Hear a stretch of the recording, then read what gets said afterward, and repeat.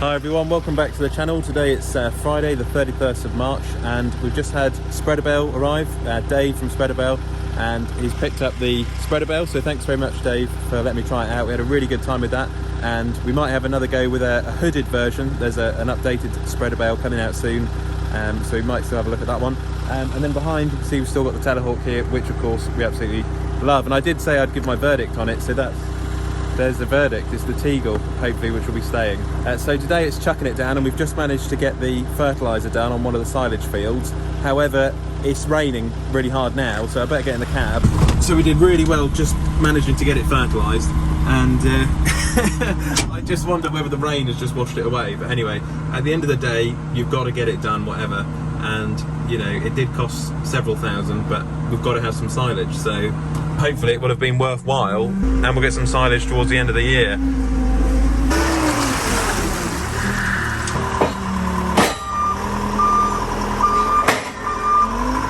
Yeah, it's proving to be one of those years, unfortunately, where you just can't seem to get any opportunity to get out to get, you know, any crops planted or to get on with the fertilising for obviously silage and for the barley. I was going to roll the barley in, but now there's just no point because we've had plenty of rain, which means there's enough moisture to keep it growing. Some of these last bales now looking pretty good. We've got to be careful how we use them up because we haven't got much left now. Obviously these are the last carvers, and to be fair, today they've got it right indoors out the rain. So this tractor's been in here a little while because of the wet weather. Can't get out and do anything, take any cattle out, do any rolling, do any harrowing. Not possible, unfortunately. So what we'll do is we'll drop the little harrows off, which we were going to do the fields with, and it'll have to be for another year now, unfortunately.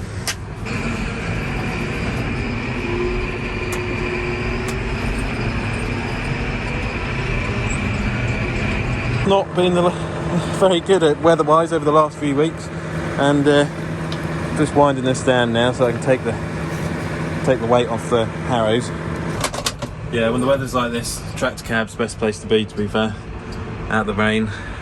Defender's getting a good wash as well. Earlier Albert sprayed the nitrogen on what we call the 9 acres field, and hopefully that's going to be making some nice upland silage later on in the year. And Albert's from Frontier, and I've known Albert for a long time. Many years ago we used to do a little bit of fertiliser spreading, like granular. People always ask why don't we do the fertilising and the spraying and all that sort of thing. Years ago we used to have a little spreader and everything, but Frontier is like for those of you who don't know, is an agricultural company, and they provide a service with sprayers. They've got 36 metre Agrifax with section control and all the bells and whistles, Green Star.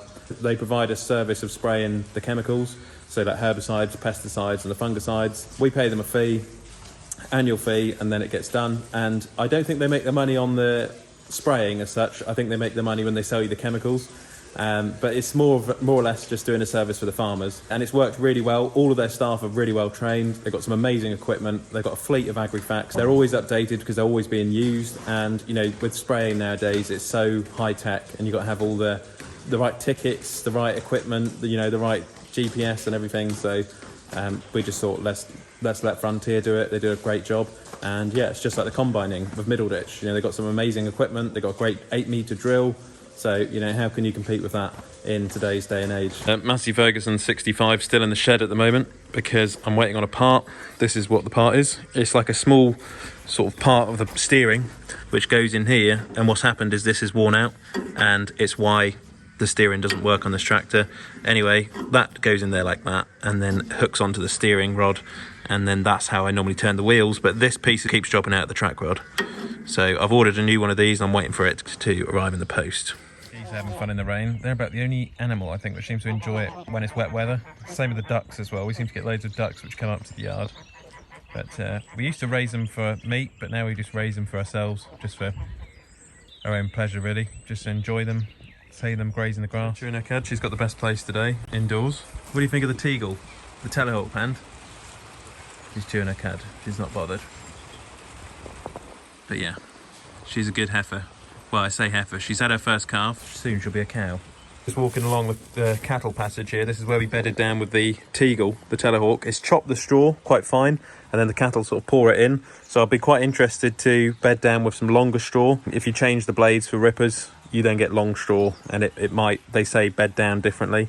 So I'll come and bed this down tomorrow. We'll get a bit more out of this yet before I bed it down again. And yeah, I would like to see what sort of a job the rippers do, because the straw is quite short at the moment. Now, so we're walking through the cubicle shed, I call this. These were put in about, I think, in the 1960s. They've had their day.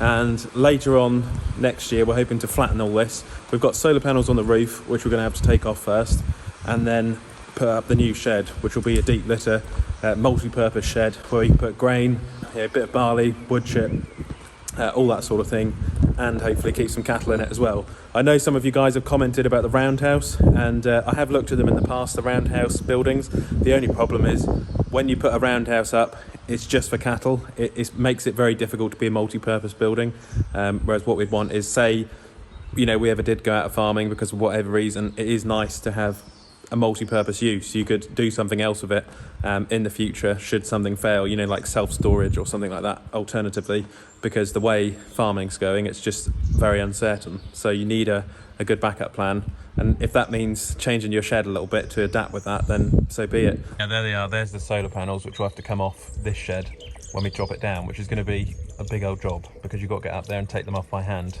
Don't think there's any way we could get up there with a crane, so that's going to be quite fun. Bad weather. I've spent a bit of time in my workshop. It is unfortunately a little bit of a bomb site, as you can see, but I will try and give this a tidy up today, and then in the next video you'll see that I've cleaned it up and it'll be a lot tidier. We had a service on the boiler the other day, and yeah, we had every tool out and under the sun. It's a bottle of gas I've got to get filled up. These are kind of where I keep some tools on the wall, power tools, toolbox, second-hand one I bought when I was growing up, JCB sticker from our old telehandler.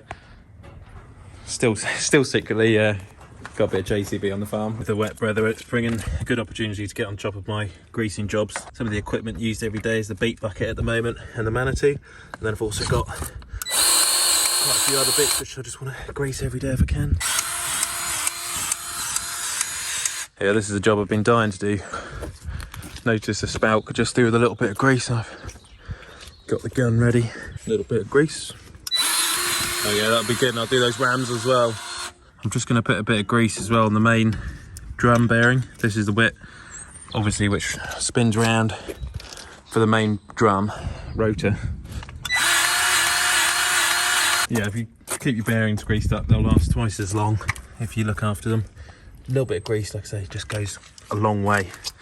So, you've been wondering where the old chipper is, and it's currently in the shed at the moment because we've just replaced the bearing. It's gone away to be pressed. Had a new bearing put in the old bearing housing, and I've also sent the PTO shaft away because that was ever so slightly bent. So what I've done is sent that off, and I'm waiting for the bearing to come back and the PTO as well, and then I can advertise this, get it sold, and hopefully put the funds towards a trailed John Deere mower, which would be really good. The weather is stopping everything at the moment. I was supposed to go to a Tuckwell's demo day. That was cancelled down near London. And there was going to be a horse race event I was going to go to, sort of point-to-pointing for a bit of fun on the weekend. Cancelled, bad weather. So unfortunately, it is proven to be a wet one this year. It is what it is. We've got to make the best of this situation and try and get out there at some point, get the sugar beet drilled and get these cattle out before long, because we are running out of food. So thanks for watching. Keep liking and subscribing, all of that good stuff. And I'll catch you on the next one where hopefully we'll have some better weather. Click here to subscribe to the channel, and click here to watch another Olly's Farm video.